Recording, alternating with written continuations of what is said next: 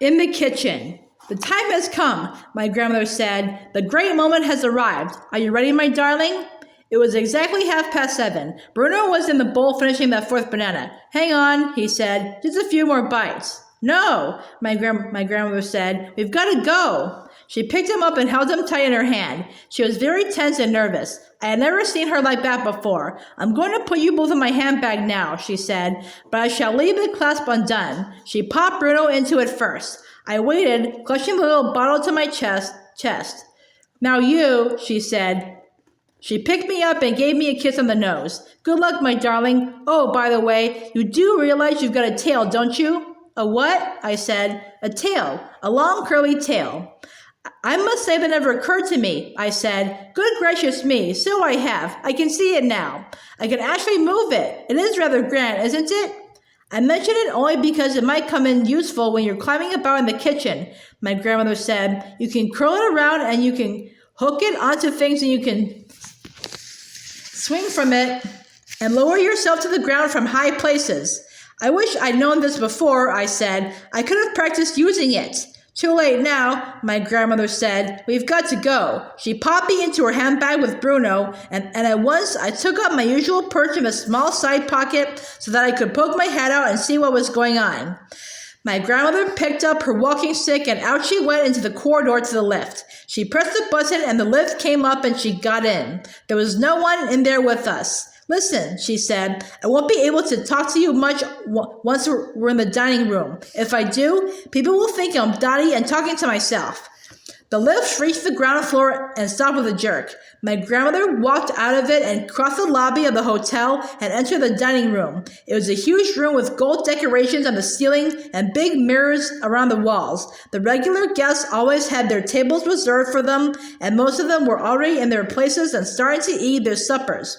Waiters were buzzing about all over the place, carrying plates and dishes. Our table was a small one beside the right-hand wall, about halfway down the room. My grandmother made her way to it and sat down. Peeping out of the handbag, I could see in the very center of the room 2 long tables that were not yet occupied. Each of them carried a notice fixed onto a sort of silver stick, and the notices said, reserved for members of the RSPCC. My grandmother looked toward the long tables but said nothing. She unfolded her napkin and spread it over the handbag on her lap. Her hand slid under the napkin and took hold of me gently. With the napkin covering me, she lifted me up close to her face and whispered, I am about to put you on the floor under the table. The tablecloth reaches almost to the ground, so no one will see you. Have you got hold of the bottle? Yes, I whispered back. I'm ready, Grandmamma. Just then, a waiter in a black suit came and stood by our table. I could see his legs from under the napkin, and as soon as I heard his voice, I knew who he was. His name was William. Good evening, madam, he said to my grandmother. Where is the little gentleman tonight? He's not feeling very well, my grandmother said. He's staying in his room. I'm sorry to hear that, William said. Today there is green pea soup to start with, and for the main course, you have a choice of either grilled fillet of sole or roast lamb. Pea soup and lamb for me, please, my grandmother said. But don't hurry it, William. I'm in no rush tonight. In fact, you can bring me a glass of dry sherry first. Of course, madam, William said, and he went away.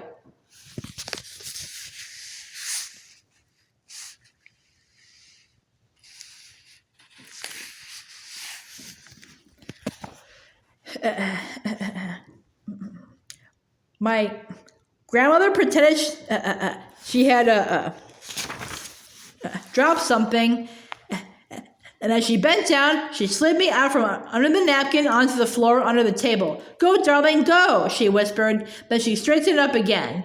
I was on my own now. I stood clasping the little bottle. I knew exactly where the door into the kitchen was. I had to go about halfway around the enormous dining room to reach it. Here goes, I thought, and like a flash, I skittled out from under the table and made for the wall. I had no intention of going across the dining room floor. It was far too risky. My plan was to cling close to the skirting of the wall all the way round until I reached the kitchen door.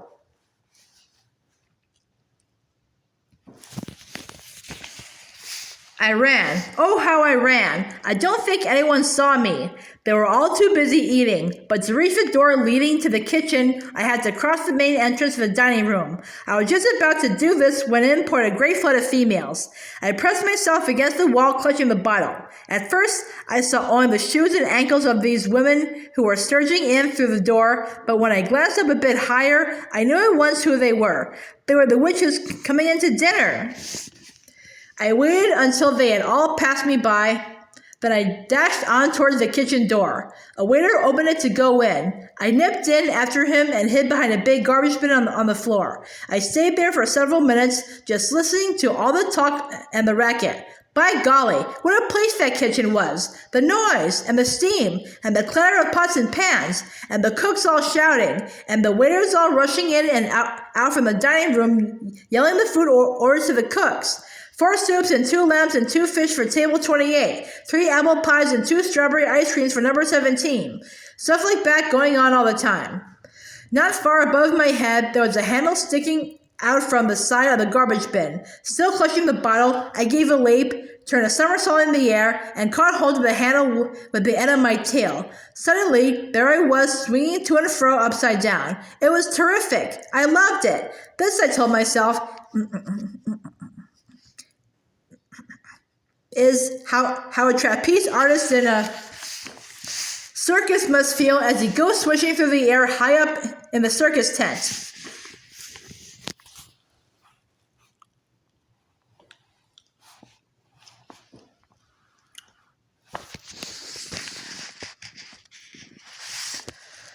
The only difference was that his trapeze could only swing backwards and forwards. My trapeze, my tail, could swing me in any direction I wanted. Perhaps I would become a circus mouse after all. Just then, a waiter came in with a plate in his hand, and I heard him saying, "The old hag on table 14 says this meat is too tough. She wants another portion." One of the cooks said, "Give me her plate." I dropped to the floor and peeped round the garbage bin. I saw the cook scrape the meat off the plate and slap another bit on. Then he said, "Come on, boys, give her some gravy." He carried the plate around to everyone in the kitchen, and do you know what they did? Every one of those cooks and kitchen boys spat on to the old lady's plate. "See how she likes it now," said the cook, handing the plate back to the waiter. Quite soon, another waiter came in and he shouted, "Everyone in the big RSPCC party wants the soup." That's when I started sitting up and taking notice. I was all ears now. I edged a bit farther around the garbage bin so that I could see everything that was going on in the kitchen. A man with a tall white hat who must have been the head chef shouted, "Put the soup for the big party in the larger silver soup tureen." I saw the head chef place a huge silver basin onto the wooden side bench that ran along the whole length of the kitchen against the opposite wall. Into that silver basin is where the soup is going.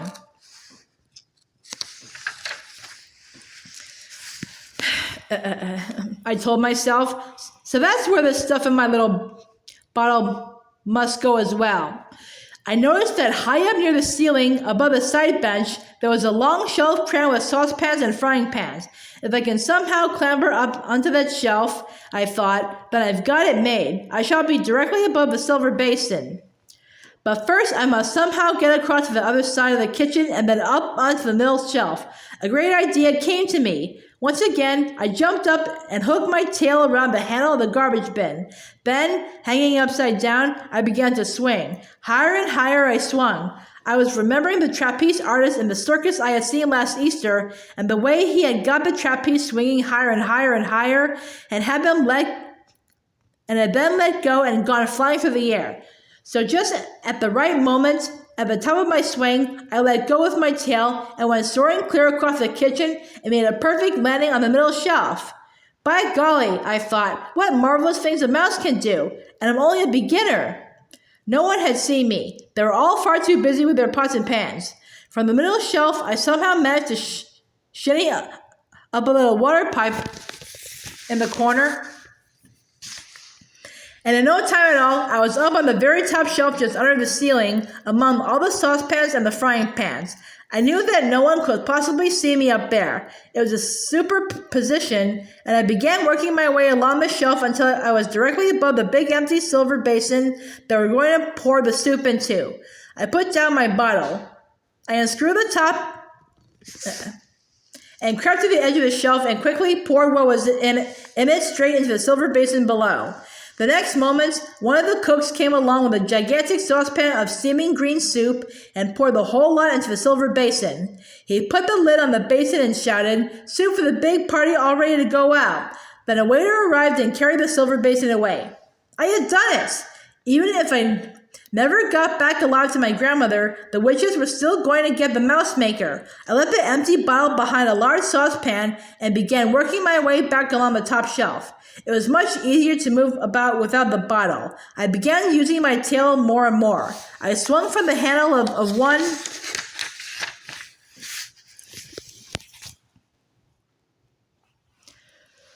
saucepan to the handle of another, all the way along that top shelf, while far below me, cooks and waiters were all bustling about, and kettles were steaming, and pans were spluttering, and pots were boiling, and I thought to myself, oh boy, this is the life.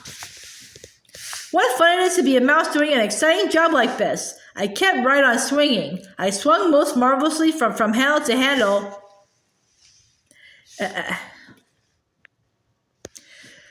And I was enjoying myself so much that I completely forgot I was in full view of anyone in the kitchen who might happen to glance upwards. What came next happened so quickly, I had no time to save myself. I heard a man's voice yelling, "A mouse! Look at that dirty little mouse!" And I caught a glimpse below me of a white-coated figure in a tall white hat, and then there was a flash of steel as the carving knife whizzed through the air, and there was a shoot of pain in the end of my tail, and suddenly I was falling headfirst towards the floor. Even as I fell, I knew just what had happened. I knew that the tip of my tail had been cut off and that I was about to crash onto the floor, and everyone in the kitchen would be after me. "A mouse!" They were shouting. "A mouse! A mouse! Catch it quick!" I hit the floor and jumped up and ran for my life. All around me, there were big black boots going stamp, stamp, stamp, and I dodged around them and ran, twisting and turning, and dodging and swerving across the kitchen floor. "Get it!" they were shouting. "Kill it! Stamp on it!"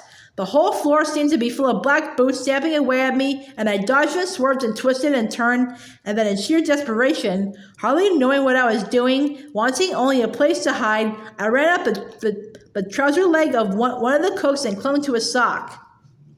"Hey!" the cook shouted. "Jeepers creepers! He's gone up my trouser! Hold on, boys! I'll get him this time!"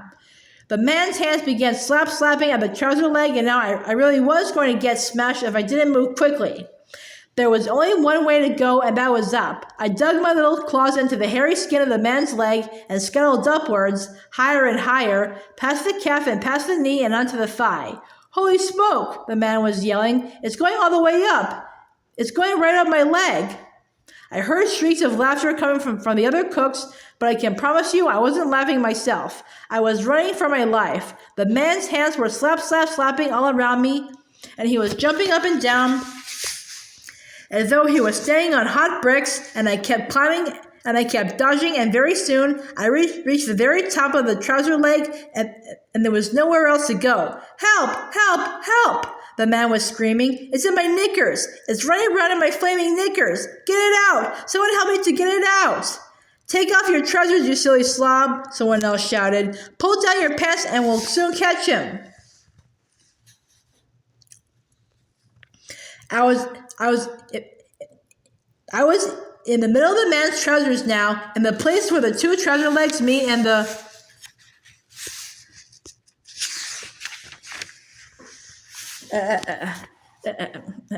zip begins. It was dark and awfully hot in there. I knew I had to keep going. I dashed onward and found the top of the other trouser leg. I went down it like greased lightning and came out at the bottom of it, and once again I was on the floor. I heard the stupid cook still shouting, "It's in my trousers! Get it out! Will somebody please help me to get it out before it bites me?"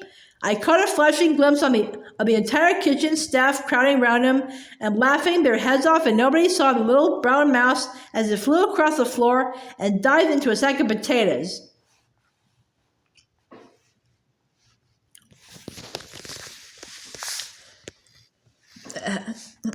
I burrowed down among the dirty potatoes and held my breath. The cook must have started taking his trousers right off, because now they were shouting, "It's not in there! There's no mice in there, you silly twerp!"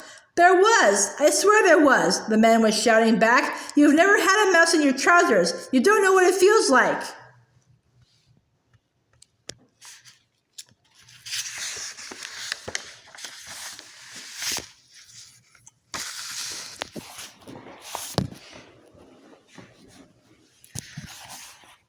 The fact that a tiny little creature like me had caused such a commotion among a bunch of grown-up men gave me a happy feeling. I couldn't help smiling in spite of the pain in my tail. I stayed where I was until I was sure they had forgotten about me. Then I crept out of the potatoes and cautiously poked my tiny head over the edge of a sack. Once again, the kitchen was all the bustle with cooks and waiters rushing about everywhere. I saw the waiter who had come in earlier with the complaints about tough meat coming in again. "Hey boys," he shouted, "I asked the old hag if the new bit of meat was any better, and she said it was perfectly delicious. She said it was really tasty." I had to get out of that kitchen and back to my grandmother. There was only one way to do this. I must make a dash clear across the floor and out through the doors behind one of the waiters. I stayed quite still, watching for my chance. My tail was hurting terribly. I curled it round so as to have a look at it. About 2 inches of it were missing, and it was bleeding quite a lot. There was a waiter loading up with a batch of plates full of pink ice cream. He had a plate in each hand and 2 more balanced on each arm. He went towards the door. He pushed it open with his shoulder. I leapt out of the sack of potatoes and went across that kitchen floor and into the dining room like a streak of light, and I didn't stop running until I was underneath my grandmother's table. It was lovely to see my grandmother's feet again in those old-fashioned black shoes with their straps and buttons. I shinnied up one of her legs and landed on her lap. "Hello, Grandmamma," I whispered. "I'm back. I did it. I poured it all into their soup."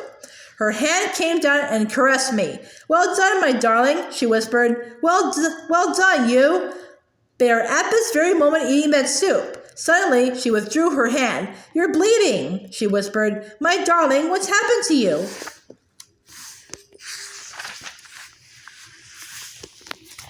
"One of the cooks cut off my tail with a carving knife," I whispered back. "It hurts like billy-o." "Let me look at it," she said. She bent her head and examined my tail. "You poor little thing," she whispered. "I'm going to bandage it up with my handkerchief. That will stop the bleeding."